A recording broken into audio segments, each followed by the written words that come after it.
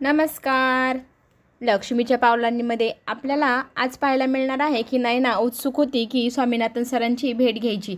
ठरल्याप्रमाणे ती ऑफिसमध्ये येते, स्वामीनाथन सरांना भेटते आणि त्यांना ती सांगू लागते की मला तुम्ही मॉडेलिंगची ऑफर देणार होतात, मी तुम्हाला बोलली होती मागे. तेव्हा ते म्हणतात हो, आपलं या विषयावर बोलणं झालं होतं. मग ते म्हणतात ठीक आहे. मग ती म्हणते जे काही ज्वेलरी वगैरे डिझाईन झाले आहे ते मी खूप जवळून पाहिले आहे. त्यांची एकूण एक कला मला माहिती आहे, किती मेहनत केली आहे, कसे छान रेखीव दागिने बनवले आहे. त्या दागिन्यांची इतकी माहिती माझ्यापेक्षा जास्त कुणालाही नाही आणि त्याचं महत्त्वही सगळ्यात जास्त मलाच आहे. तर तुम्ही मला ह्या डिझाईनसाठी मॉडेल म्हणून निवडावं अशी माझी इच्छा आहे. आणि तितक्यात राहुलही तिथे येतो. राहुलही कौतुक करून सांगतो की खरंच सर, तुम्ही नयनाला मॉडेल म्हणून घ्या, खूप छान ती आहे. तेव्हा तो म्हणतो ठीक आहे, माझ्या मॅनेजर वगैरे आहे, त्यांच्याशी आपण या विषयावर बोलू आणि लगेच कॉन्ट्रॅक्ट साईन करून घेऊ हवं तर. आणि मी आद्वेकच्या रूममध्ये बसतो असं सांगून तो त्या कॅबिनमध्ये निघून जातो.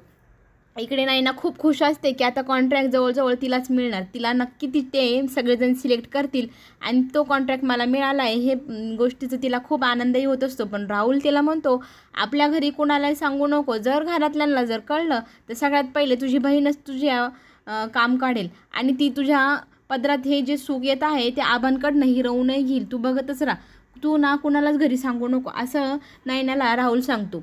आणि लगेच नयनाही त्याला तयार होते. इकडे खऱ्यांच्या घरी सगळे जेवणाची तयारी करतात, पण अजून काजल कशी आली नाही. काजलला संगीता हाक मारू लागते, अगं जेवण तयार आहे, जेवायला येतेस की नाही. मग तिचे वडील म्हणतात तिच्या कानात हेडफोन असेल, तिला ऐकायलाच जाणार नाही, जाऊन बोलवणार.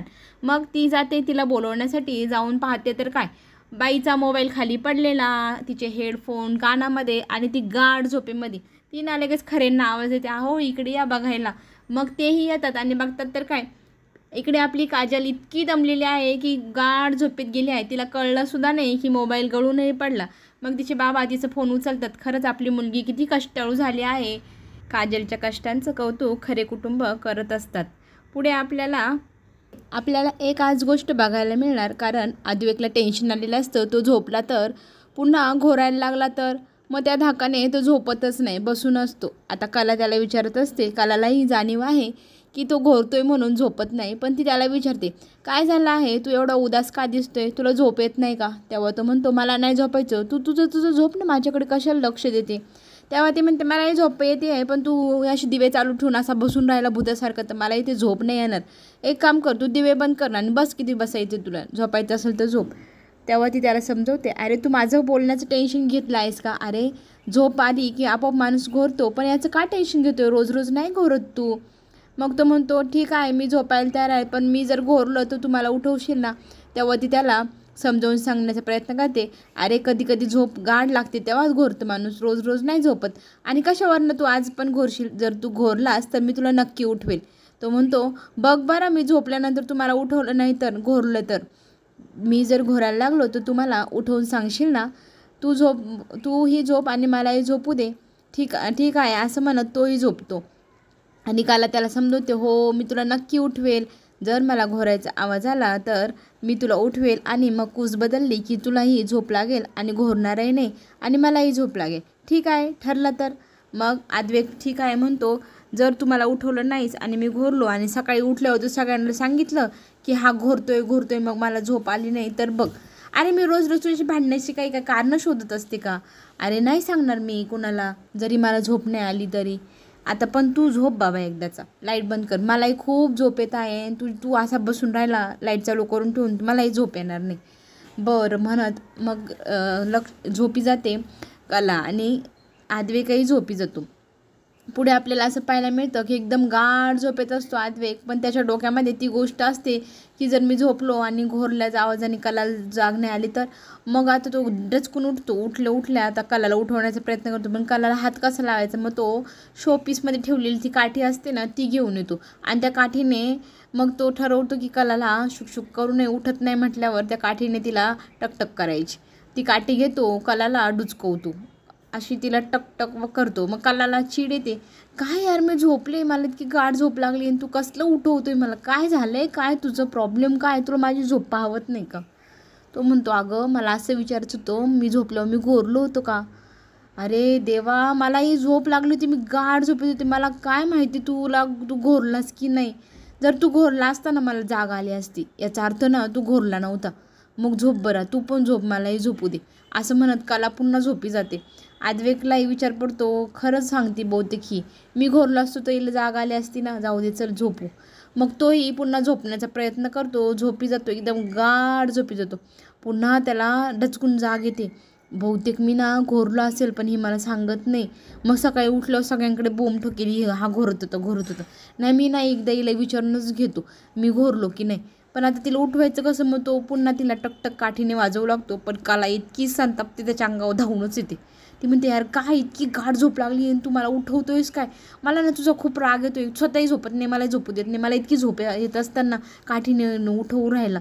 मग तो म्हणतो, सॉरी पण मला सांग ना, मी घोरलो होतो का, मी घोरलो असेल तर मला सांग हां प्लीज. तेव्हा तो म्हणतो, यार प्लीज मी तुला खरंच घोरले ना, उठवेल, पण तू असं सारखं मला विचारून इरिटेट करतो यार, तूही झोप आणि मलाही झोपू दे, मला ॲक्च्युली खूप झोप येते, पण तू सारखं उठवते, माझी झोप मोड होते.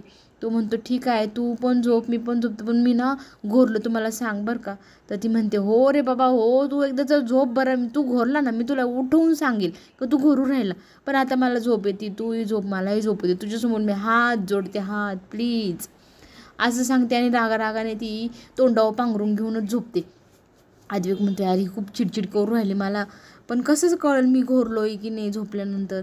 ठीक आहे जाऊ दे, ती झोपली मी झोपतो, पण पुन्हा ना तो उठून पाहत राहतो, मी घोरलोय की नाही. कलाकडे एक कटाक्ष टाकतो, कला गाढ झोपेत असते. मग तो काठी धरूनच असं झोपी जातो, झोपण्याचा प्रयत्न करू लागतो, पण त्याला काही भीतीमुळे झोपच येत नसते. विचार करत तो हातात काठी घेऊनच झोपलेला असतो. मग त्यालाही गाढ झोप लागते. झोपेमध्ये इतका गाढ असतो, त्याच्या हातामधली काठी कधी त्याच्या हातातनं गळून पडते आणि ती पडली तर पडली, कलाच्याच अंगावरती पडते. आणि कला मात्र गाढ झोपेत असते ना, तो पुन्हा तिला उठूनही पाहतो, ती काठी पुन्हा हातात घेऊन झोपतो. ती काठी पुन्हा गाढ झोपेत असताना कलाच्या अंगावर पडते. त्यावेळी कला मात्र इतकी चिडते, तो म्हणतो, काय झालं.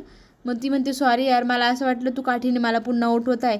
तो म्हणतो, माझ्या हातातली काठी तुझ्या अंगावर पडली का. ती म्हणते, हो. मग ती काठीने ती नेऊन ठेवते आणि आता मला पुन्हा उठवू नको, मला यार खूप झोप येत आहे, असं म्हणत ती पुन्हा झोपी जाते. आता आद्विकही म्हणतो, ठीक आहे मी नाही उठवणार. मग गाढ झोपेत दोघंही झोपी जातात. सकाळी उठल्या आद्विकच्या डोक्यात एक विचार असतो, मी रात्री झोपलो, मग मी घोरलो की नाही, आता हे कसं विचारावं. हिला जर विचारलं तर हिचा ॲटिट्यूड माझ्या अंगावर धावूनच येईल.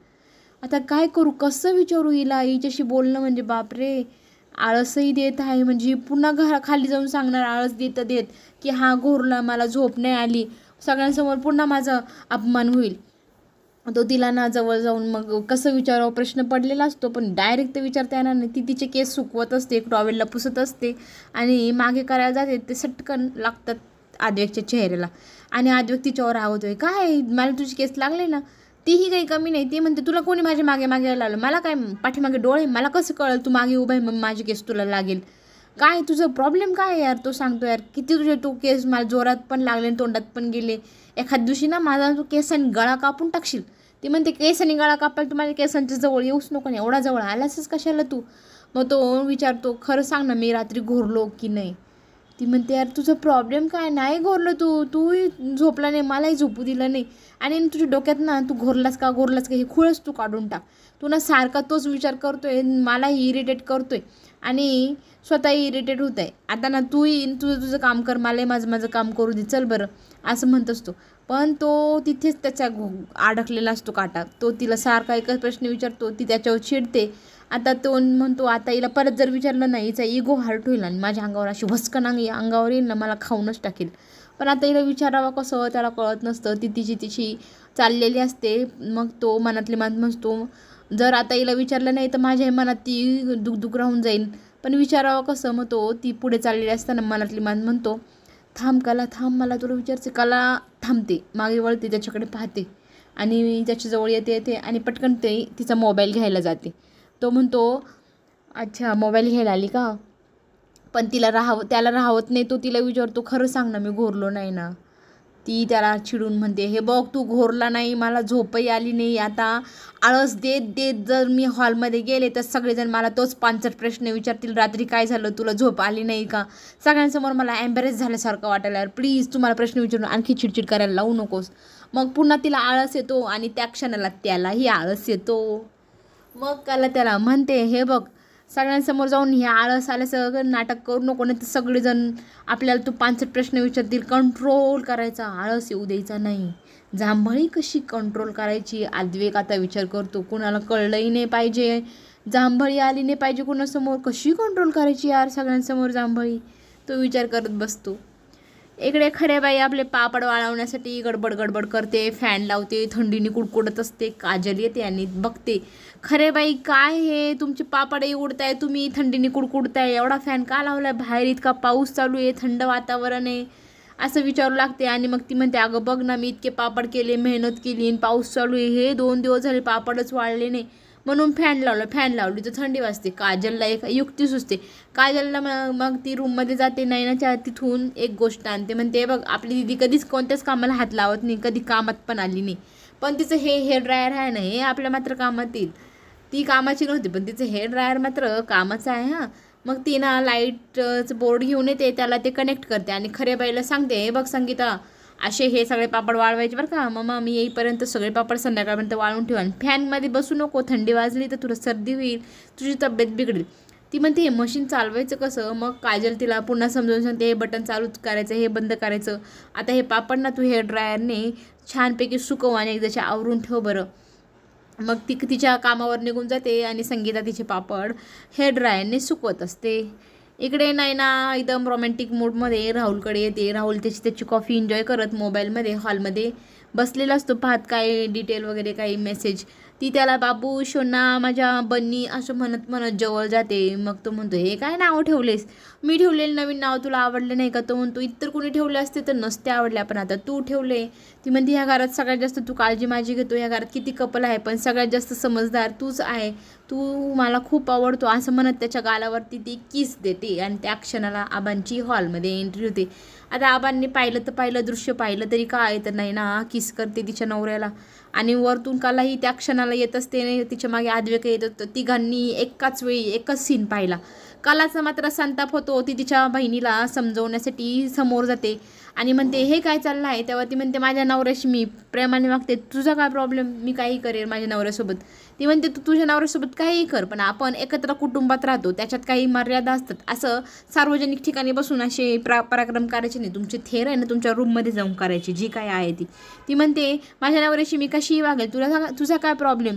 अच्छा, तुझा नवरा तुला प्रेम करत नाही, असं काही करत नाही, त्याच्यावर तू जळतेस ना, असं तिला म्हणू लागते. आणि मग कलाही तिच्यावर चिडते, तोंडावरती लगाम घाला, असं काही बोलू नको. आणि हे सगळं काही आता आबाही ऐकतही असतात. आता आबांनी ह्या गोष्टीत बोलावं, इतक्या मोठ्या माणसाने इतक्या मूर्ख मुलीला समजवणं हा काही समजदारपणा तर नाही. पण नैना आता ताबा सुटल्यासारखं कलाला काय काय बोलते. खरं तर तुझा नवरा तुझ्यावर प्रेम करत नाही, त्याच्या तोंडावर साप दिसतं, तू त्याच्याजवळ गेली की त्याच्या तोंडावर 12 वाजता तो तुला नकोशी मानतो, पण तू त्याच्या गळ्यात जबरदस्ती पडलेली आहे. हे सगळं काही त्याच्या चेहऱ्यावरती दिसतं. तुमच्या दोघांमध्ये अजूनपर्यंत नवरा बायकोचं नातंच निर्माण झालेलं नाही, त्यामुळे तू आमच्या दोघांचं प्रेम पाहून जेलेस झाली, तू खूप स्वार्थी आहे, असं काय काय नाही ना कलाला सुनवत असते. आता आबांचा पारा चढला. आबा मात्र आता सोडणार नाही कलाला. नैनाच्या जवळ जातात आणि म्हणतात, तोंडावर लगाम घाल, तुला तुझी लहान बहीण समजवत आहे, तुला समजत नाही, आपण एकत्र कुटुंबात राहतो, असं सगळ्यांसमोर नवऱ्याशी असे थेर तुमच्या रूममध्ये करायचे असतात, असे हॉलमध्ये बसून नसतात करायचे. एवढं छोटंसं मॅनर्स तुला नाही. आणि बोलते तू कलाला काय काय बोलते, तुझं भान तरी तू ठेवलंयस की नाही. आपल्या घरात आपण कसं वागावं, कसं बोलावं, एवढंही तुला नॉलेज नाही. वरतून तू इतकी फाडफाड कलाला काही बोलते. कलाचं नातं काही असो, ती कला पाहून घेईल, तुला काय करायचं आहे गं. आणि मग तो राहुलला हाक मारतो. आबा म्हणतात, हे बघ तुझ्या बायकोला कसं वागायचं एकत्र कुटुंबात शिकवून ठेव, बिंडोक मुलगी आहे ही, हिला अक्कल शिकवायला तुलाच शिकवावं लागेल. आता हे सगळं बोलल्यानंतर आद्वेक जरा विचारात पडतो. आपल्या बायकोला कोणीही येऊन काहीही बोलून जातो, पण ती जी बोलते तेही खरंच आहे म्हणा. ती सांगत असते, मी काय चुकीचं बोलले, ह्या दोघांमध्ये नवरा बायकोचं प्रेमच नाही, मी काही चुकीचं बोलले का. आबा म्हणतात, अजूनही तुला अक्कल नाही आली. आणि मग तो नैनाला बोलू लागतो. आबा म्हणतात राहुलला, हे बघ तुझ्या बायकोला नीट समजून सांग. तेव्हा कला तिच्याकडे रागारागाने पाहत आबांना म्हणते, आबा जाऊ द्या, यांच्याशी मूर्खपणा आहे आपण बोलणं. एखाद्या गाढवासमोर गुळ वाचली गीता आणि कालचा गोंधळ बरा होता. यांना समजणं समजवणं खरंच सोपं नाही, असं म्हणत कला आता आबांना शांत करते आणि हॉलमध्ये तिकडे बसायला घेऊन जाते.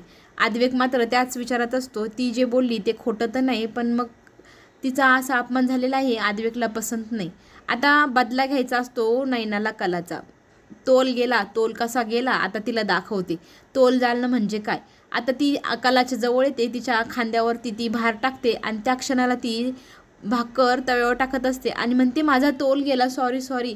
आता कलाचा पूर्ण हात त्या गरम तव्यावरती शेकलेला असतो आणि दाखव दाखव म्हणत असते, पण कला हात धुते आणि तिच्या रूममध्ये येते, रडत रडत येते. पण आद्विकला खाली काय झालं माहितीच नसतं. आद्विक म्हणतो, काय झाले तुला रडायला, एवढी का रडतेस तू. तिचं रडणं पाहून त्याचा जीव कासावीस होतो. तेव्हा ती म्हणते मला चटका बसलाय, खूप बसला म्हणून मला रडायला येत आहे. तेव्हा तो म्हणतो चटकाच तर बसला, तेवढ्यासाठी एवढं रडायची काय गरज आहे, भोंग करते, नाटकं करते, असं म्हणत तो म्हणतो बघू बरं किती चटकलाय तुझा हात. मग तो कलाचा हात हातामध्ये जबरदस्ती खेचून घेतो. तो ती दाखवत नसते, पण तो हात खेचून बघायला मागतो आणि बघतो तर काय, बाप रे, एवढा हात शेकेपर्यंत कशी काय चटकलीस तू, असा प्रश्न विचारू लागते. तेव्हा ती सांगते नैना दीदीचा धक्का लागला म्हणून माझा हात तव्यावरती गेला. तो शेकलेला हात पाहून एकदम कासावीस होऊन जातो आद्विकला सुचतच नाही काय करावा. तो पटकन एक क्रीम आणतो, क्रीम लावू तो, मग तुला बरं वाटेल असं सांगू लागतो. पण ती क्रीम लावल्यानंतर बापरे इतकी आग होते कला इतकी कासावीस होते, इतकी ओरडू लागते जोरजोरात, काय लावलंय तू माझ्या हाताला, माझा हात आणखी जास्त जळजळायला लागलाय, खूप त्रास होतोय असं म्हणू लागते. ती म्हणते बघू बरं कोणती क्रीम तू लावली आहे. आद्विक मग तिला दाखवतो ती क्रीम. अरे बापरे, तू तर हा झेंडू बाम आयडिक्स लावला, ही वेळ आहे का, जळलेल्या गोष्टीला असं मलम लावायचं असतो, अशी क्रीम नसते लावायची, मला खूप त्रास होऊ राहिला. मग ती आणखी जास्त रडू लागते. तिचं रडणं पाहून आद्विकचा जीव कासावीस होऊ लागतो. पुढे जे काय होईल ते पाहणं एकदम एकदम जास्त रंजक ठरणार. ते पाहण्यासाठी आपण पुन्हा भेटू. चॅनलला नक्की सबस्क्राईब करा, बेल आयकॉन बटन दाबायला विसरू नका. आजचा भाग कसा वाटला कमेंटमध्ये सांगायला विसरू नका. एखादी चूक असेल तर ती पदरात घ्या, पण असं कमेंटमध्ये